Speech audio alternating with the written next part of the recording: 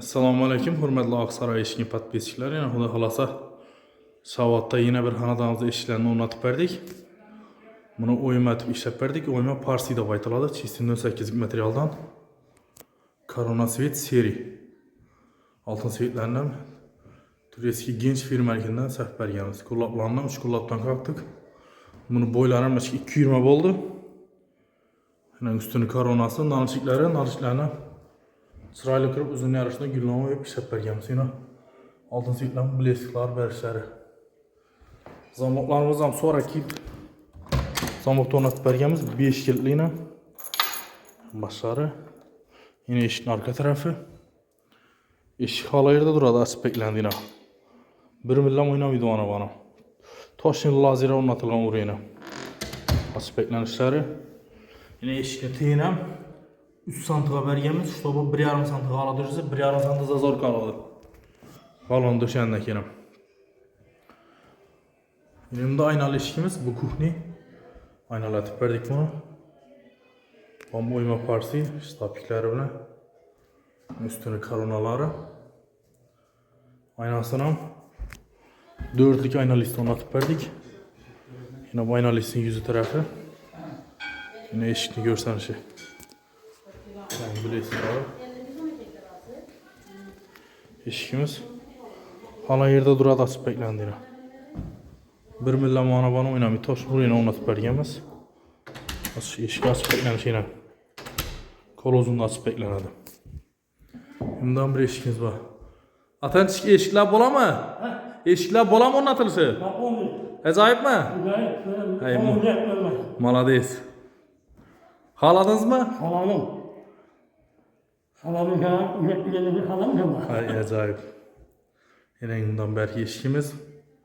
Buni o'yma parsi deb aytiladi. Buni figurasini o'yilishlari, yana oltin svet blesklari, zamoqlari bilan. Buna shuna eshikni parokini 3,5 sant atib berganmiz. Vali döşendan keyin tozorsiz hech yerda demim ish aytmaydi. Bunda berki eshikimiz. Общий fonda ko'rsanishi o'yma parsi deb aytiladi. Zamoqlari bilan. Yana eshikning yonboshlari, yana kuruglatib berganmiz eshikning yonboshlaridan. Yana aspektlanishi.